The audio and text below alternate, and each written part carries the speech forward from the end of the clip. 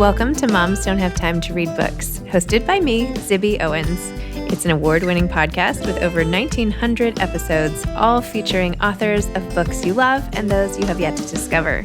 Listen daily 5 times a week. Then go to zibbymedia.com and learn more about what the LA Times called the Zibbyverse. Zibby Media includes Zibby's Bookshop, an independent bookstore in Santa Monica, Zibby Books Publishing, Zibby Retreats, Zibby's Book Club, and more. Go check it out at zibbymedia.com and follow me on Instagram at Zibby Owens. It'll take you where you need to go. Thanks for listening. Kenny G is the author of Life in the Key of G. Kenny G is a Grammy Award-winning saxophonist whose indelible, unique sound created a new genre of music and has endeared him to millions of people around the world. He is the best-selling instrumentalist of all time with global sales of more than 75 million albums. Kenny has twice been given the NAACP Image Award. A Seattle native, Kenny lives in Los Angeles and is a proud and devoted father. Welcome, Kenny G. Thank you for coming on Moms Don't Have Time to Read Books to discuss Life in the Key of G. Congrats. Thanks. Well, I hope some moms make time to read that one. They're definitely going to make time to read this one. Yes. Do you have like an accompanying song that you wrote just for the book or anything like that? Like, is there something audio? Well, the audiobook has me doing a lot of sax playing in it because as the story was told and there were things that were, left like, hey, here's what a soprano sax sounds like. Or no, I wouldn't say that in the book, but I would say something like, well, I got a soprano saxophone and then I would add in the audiobook, by the way, listeners, this is what it sounds like. So that's not in that book, but that's the audiobook I think is pretty cool because lied a lot of chance to throw a lot of sax on there. And I think it's cool. Wow, that's amazing. Great idea. I will definitely listen to that when that comes out as well. But I loved reading the print book, though, because I'm a print book person mostly. And this was so great. I've learned so much about you and your journey. And I actually mentioned you at dinner with my kids the other night because I was like, my son is now taking the trumpet, much to the dismay of our neighbors here in New York City. And I was like, Kenny G still practices the saxophone 3 hours a day, every day. And he's like a master. And they were like, no way. So yeah, that's true. Yeah, that's why we had to do our interview at this time because I need my morning. I'm all done and half done with my workout. So that's kind of I have a job every day, self-inflicted, which is play my sax for 3 hours and I do about an hour of exercising. So I did half of it already, which is the cardio part. Okay. And so for me, since I'm so skinny, I actually break my workout into 2 parts because I feel like if I'm wake up and practice and then do my exercise, by the time I eat, it's too late. My body I think it needs some energy. So, and I'm not even really that hungry, but I make myself eat. So after we're done, I will go to the rest of my workout and then I have the rest of the day to today's really a free day for me. I have nothing to do. Amazing. Which is cool. Yeah. What do you do on a day where you have nothing to do? Well, that's a good question. I'm probably going to just think of things that I could do better and work on that. Like work on my French all the time. So I'll probably watch some videos online about French and how I can learn to speak it better. And maybe I will clean something around the house that I've noticed needs cleaning or repairing, and I'll work on something. I'll come up with something. Interesting. Okay. Yeah. Well, your book lays out that you are not afraid of hard work. So, the cleaning should come as no surprise. But everything you do, you kind of throw yourself into and work really hard at. And I love how you said at one point in the book that you still feel like there's something you can learn from every rehearsal, that you're a student of the saxophone still, and that it never ends. Like, how do you have that approach? Like, how do you maintain that approach to everything that you do, that it's all just you are the student and you will learn? How does that come about, and how do you keep it going? Well, I honestly, I think that's what life is. I mean, if you didn't think you had anything to learn, then where's the fun? Where's the fun of the day? Like, okay, I'm hoping I'll learn something today. I'll walk around and I'll see something, and every day I'll say something like, "Oh, I didn't realize that," about whatever it is, and then I'll go, "Hey, I'm glad I noticed that," or something like that. And even when I travel, like I'm going to go to the airport on Sunday, and I'm sure that when I'm on my flight, something will trigger something, and I'll go, And that's what I do every day, all day long about anything. And that's what makes life fun for me, is to see what there is to learn. Sure, it's nice to think that you know what you're doing, but also I enjoy learning how to do things that are interesting to me. So yeah, it's just it's the way I'm wired. I don't know how I don't know if you can I don't know. It doesn't seem like it'd be hard to teach. It's like a curiosity. Like when did people lose their curiosity? I never lost mine. I totally agree with that. And I love your whole approach that like you're not afraid of hard things. I say that a lot too. I'm like, okay, yeah, this sounds hard, but okay, great. That doesn't mean we shouldn't do it. Like then Right. you do it and it's a challenge and it's fun. But I feel like that's your approach to life, which is great. Yeah, because I don't give myself I used to give myself a little time constraint, and that made it harder. So if you want to do something that's hard and you have to do it by Tuesday at 10 o'clock, that might be Mm. hard. It may be unrealistic. And I would give myself those unrealistic goals, and I'd still do them mostly. Like maybe like 90% of the time I would get it done. And the 10% that I couldn't do, I didn't even give myself a break for that. But I've learned to do that in my later years. So now I do like to tackle really hard things, but I give myself realistic time frame to get it done. And then that makes everything fun because then there's no pressure.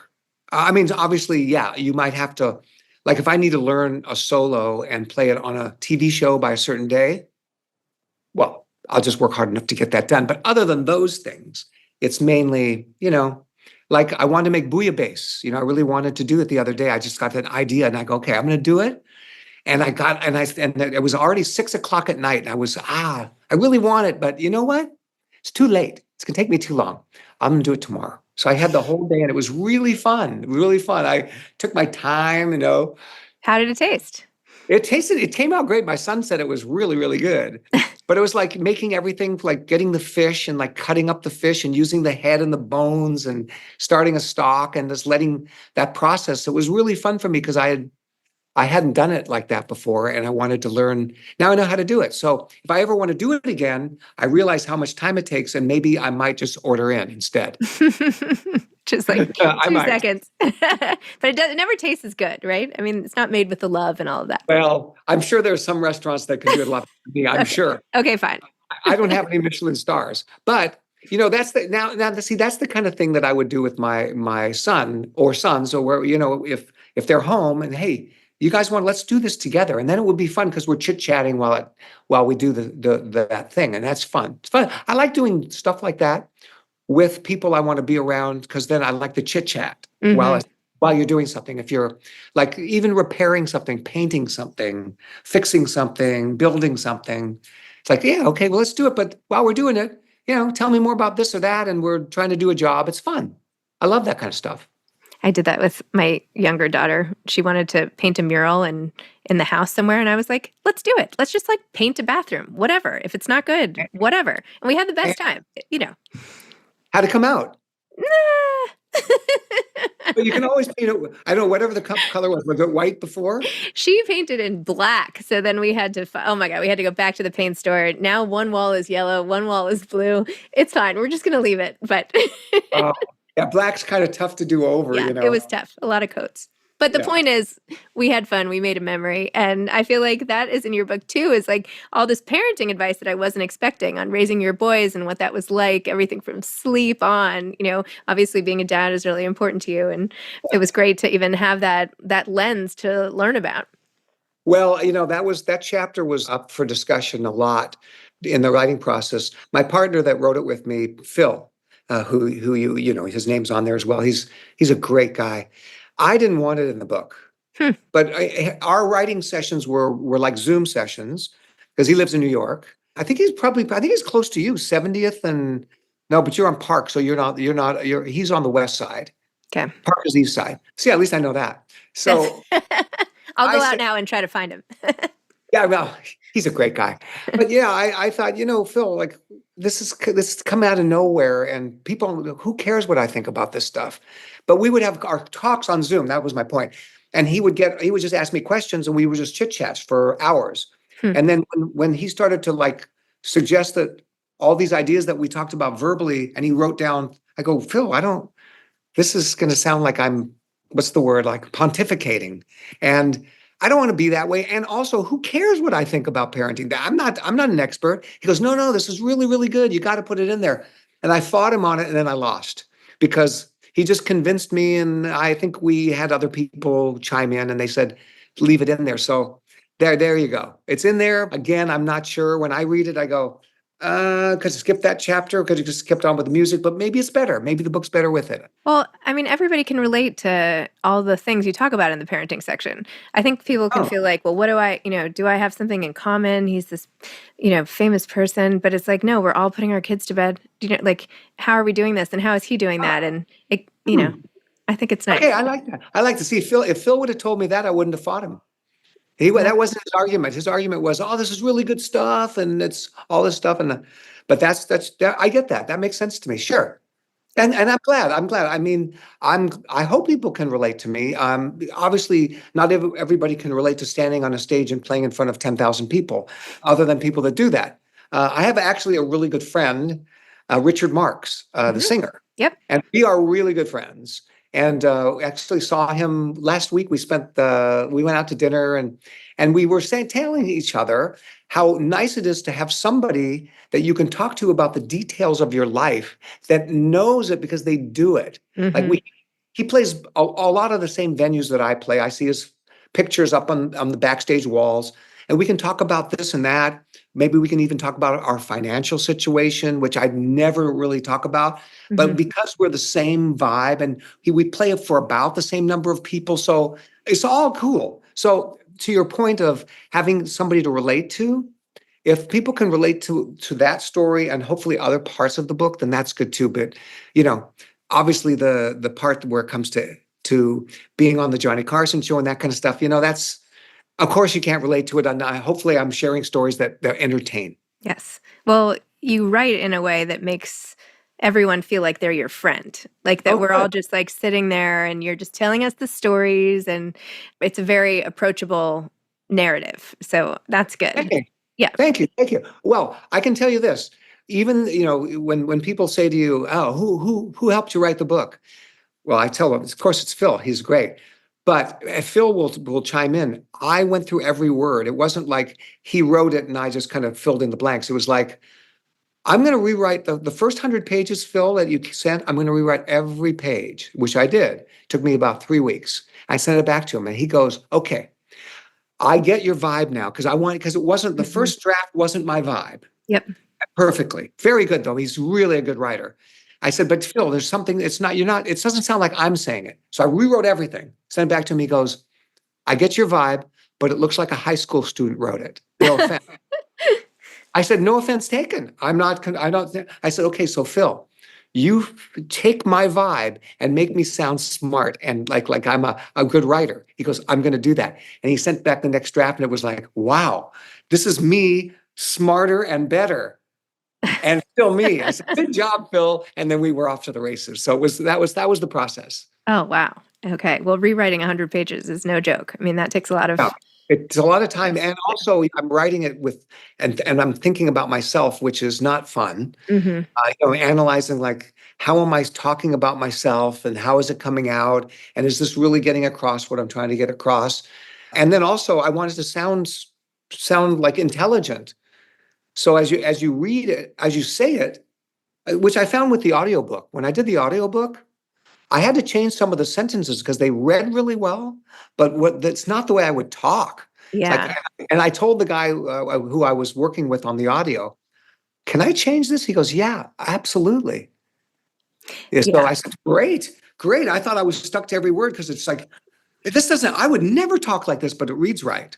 He goes, yeah, just change it. So it was great that way. Interesting. Yeah. Interesting process. There was one part of your book. Tell us all about your relationship with your parents and your mother. And you were very sympathetic to why she would yell at you often and that it came Yeah. from a good place and all of that. But then you have this moment in the book where you're in your 20s, 30s, late 20s, and finally you decide, like, okay, enough. And you stood up to her. And can I read this part? Do you mind? Can I read these I don't paragraphs? mind. Go for it. Speaking of like relatable, like everybody has to sort of break away from their parents at some point or individuate or whatever. So anyway, I felt like anyway, you said one day I was in the kitchen cooking some rice and she came downstairs and started screaming at me that the smell of rice was stinking up her house. For some reason, her yelling at me at that moment hit me like a brick. Everything I had held inside me for all those years, all those unconscious feelings of trying to please her and so often feeling like it was never quite enough, it all came pouring out of me like I had left the top on the pressure cooker too long and the rice finally exploded. Mom, I'm almost 30 years old, I said calmly and firmly, though on the inside I was pretty angry. The days of you yelling at me are over. You don't tell me what to do in my own house, she said in the most threatening voice she could muster. I remained calm but firm, and somewhere between a growl and a yell came my response. I'm a grown man now, and you are not going to yell at me. Do you hear me? And do you understand me? I got right up in her face and said, you need to start talking to me with respect. Have I made myself clear? She immediately backed down. And then later you said, we all have things we carry with us. Everyone has burdens they've had to bear. Some of us learn to let them go when we're young. Sometimes it takes into your 20s or 30s. Some I'm still carrying and just learning to let go of now. But to anyone who feels they've carried their burden long enough and that it's time to lay that burden down, I don't care if you're 16 or 60, I am here to tell you that I'm living proof of this simple fact. You're right. It's time to let it go. And just know that it's okay to let it go. I love that. Love that. I do too. I really love that too. Yeah, great. Thanks for reading that. You're welcome. I'll just read the whole book. We could just do an audiobook, redo over here. Honestly, the way you read that is way better than the way I read it. I wish you would have done the audiobook instead of me. I don't think anyone would want that. Well, the reason that really stuck with me is it's such a turning point for you in your like growing up, which we get to watch you do through the book. And you do it in a respectful way, but you're saying to the rest of us, like, okay, like we all have those moments. And like, if I can do it, you can do it. And having that courage and like the role modelness of that is really important. Oh, thank you. Well, I appreciate that. Well, even when you've got all that anger, I still didn't want my mom I didn't want to hurt her feelings. Mm-hmm. I wasn't trying to be mean to her. My brother was not like that with her. And I always felt bad for my mom, even though she was wrong and my brother was right. But he would get mad at her. And I always felt sorry for her that she was, like she had to endure whatever my brother did to her, however he talked and stuff. Not that it happened all the time, but when it did.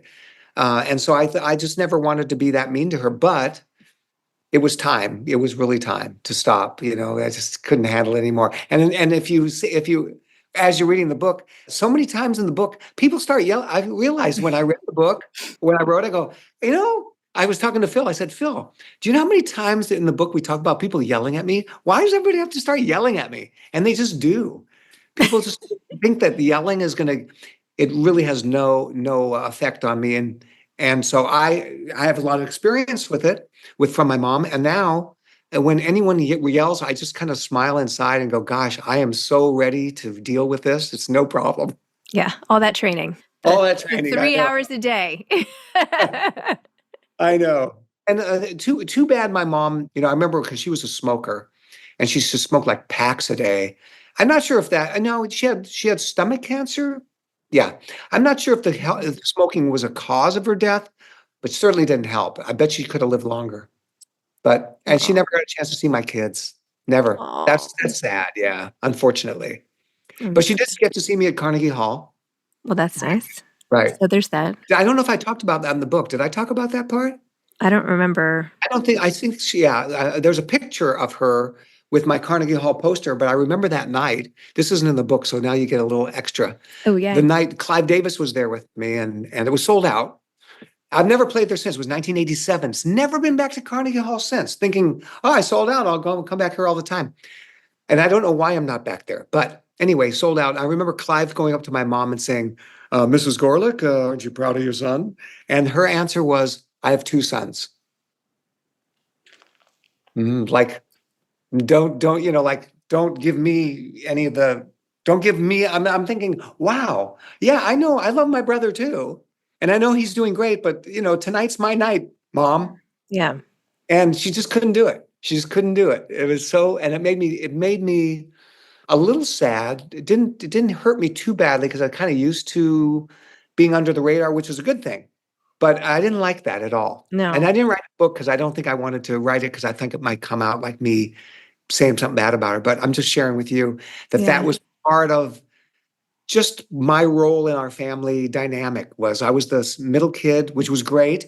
Under the radar, great. Nobody paid too much attention to me, great. Means I could play my sax, do my thing, and nobody was worried too much about what school I was going to go to, what I was going to do with my free time. Like she was focused on my brother and my younger sister, which was great for me. So there you go. That was a downside of that. The upside was I was given a lot of freedom to do what I wanted. That's hurtful though. I mean, if you were saying that to one of your sons, right? You Yeah, would but but now I see that just her flying to New York from Seattle to watch me, that's her mm, showing me that she loves me and she's going to support me. But when Clive wanted to tell her to say out loud in the words, mhm. "I'm proud of your son." Well, I've got two sons. His brother is blah blah blah blah blah. And thinking, great, that is great. You and he's great and he's doing great. And I've never, my brother and I, as you see in the book, we've never had a fight and we've always had a great relationship. So it's all great. I wasn't upset that she talked about my brother, No, I but know. I know. I know. but come on, I'm at Carnegie Yeah. Hall. I Yeah. mean, isn't that every mother's dream? Like, how do you Yeah. get to Carnegie Hall? Practice, practice, practice. That's how you get there. Yeah. Oh my gosh. Well, thank you for telling me that story. I'm sorry it happened, but I understand that everybody shows their love in different ways. So, That's right. That's right. yeah. Or you have a very good therapist or something. I don't know. Or both. How about both? Yeah, let's go both. Let's go with both. You were funny towards the end of the book. You were talking about how, this Jewish kid who blows the shofar in temple is now suddenly doing a Christmas album. So tell Yeah. me a little bit about that and even your Jewish identity. I'm publishing this anthology that I edited called On Being Jewish Now with 75 essays by contributors after Oh, with essays about post October 7th and all of that. But anyway, I was wondering about your whole experience with that. And I know Irving Berlin, charged the way there, but still. yeah. Well, that's funny how that all came out. And it really, as I say in the book, but it started with me playing White Christmas at my concerts. Hmm. And the reason we played it was because it was like one of those things that just was like I like to do when I do my concerts, I like to do songs sometimes that people would not expect, or even they don't even want it. Like, Hmm. why would you want to hear White Christmas in June? Right. We would play it. Like I know it's something like at my show, I would say something like, "Hey, I'm gonna go over to my keyboard player, who's my high school friend. Every show, and this is me talking to the audience, every night we just play a duet, the two of us. Let me go over there and let's see what we're gonna come up with." So I go over to Robert and I go, "Hey, what do you want to play?" He goes, "Bro, it's up to you." I said, let's do White Christmas. The way we played it at rehearsal. He goes, "Do you want to do that tonight?" I said, "Yeah, it'll be fun." So we played it and people loved it. Mhm. And then I got compliments on that White Christmas. So when Clive said, "Hey, you should do a Christmas record," after Breathless was so popular, and it sold like 12 million records. And Christmas records in the 1990s were considered like corny to do. Artists, it's like playing in Vegas. Back in those days, if you had a gig in Vegas, that was super corny, and you didn't want to do that. That was for Wayne Newton. That wasn't for an artist that's got popularity and that's doing big gigs at big venues like Jones Beach or Carnegie Hall or Radio City Music Hall. You don't play Vegas and you don't do Christmas records. Christmas records are for Nat King Cole and Johnny Mathis. So Clive said that. I said, "Clive, really?" He goes, "Yeah, I think I think it will work." I go, "Okay, well, first of all, I'm Jewish, so why would I do it?" He goes, "Well, I'm Jewish, and Irving Berlin is Jewish, and he wrote White Christmas, the song you play." I said, "Okay, I'll tell you what, Clive. Let me actually record the White Christmas. I know it sounds good live. We record it, and let me see what it sounds like." So we recorded orchestra, and I listened and went, "Okay, this is beautiful. This is beautiful." And I don't even feel like it's a Christmas song. I just feel like it's a melody with me playing the way that I do, and it's got this beautiful string arrangements, and then like a beautiful piano part. Let's just do the right. Let's do some more songs like that. Let's try like Silent Night. It's going to be beautiful. So we just did that, and it came out beautifully. And at the end of it all, Clive says, "It's great, Kenny, but it needs vocal." Hmm. Clive, that's the whole point. Vocal. He goes, "No, no, no, no, no. No, no, you have to have a vocal." I said, "Oh." I said, no. And he goes, yes. I said, okay, well then let's get Whitney, because Whitney has just she's the number one artist in the world at that point. He goes, I don't think I can deliver Whitney. I said, well then get Barbara Streisand. No, I don't think I can do that. But you had that moment though with Whitney, didn't you? You said you had that like moment looking deep into her eyes and everything. Exactly. Come on. Yeah. And what the heck? I know, what the heck. We should have done that. And then I said, okay, the only one I could say is Pavarotti. Then get Pavarotti to, because I can't do that. I can deliver you the third of the tenors. You know, what was it? The three tenors. Mm-hmm. You know, it was Pavarotti. It was Placido Domingo, and it was the third one. You can't remember his name, but it's like that guy. It's the guy it's like the guy that's like Jose Canseco, but it's not Jose Canseco. It's something like that. Okay. Anyway, I said, Clive, forget it then. I don't want to do it. And then so we just sat there and we fought about it until like October 15th. And then my manager said, hey, guys, this record needs to be released. What's going to happen? I said, Clive? He goes, well, then it's too long with too many instrumentals. Take some time. So I had to make it shorter. I had to take two of the instrumentals off, and we released it, and then it becomes the biggest Christmas record of all time. So I think I'm right. And then I said, Clive, you know, how about that? He goes, yeah, well, if you would have listened to me, would have done way better. No. Never. But we all said with smiles, even the fighting is smiles. Yeah. So anyway, that's how the Christmas record came about. Well, thank you so much for your time. I'm excited to have you at the store sometime. And thank you for the book. I really, really enjoyed it. I appreciate that. Thanks. Thanks for the promotion. Thank you, Sarah. Bye, Zibby. Bye. Bye. Thanks for listening to Moms Don't Have Time to Read Books. If you love it, please leave a review and follow us on social at Zibby Owens and at Zibby Readers.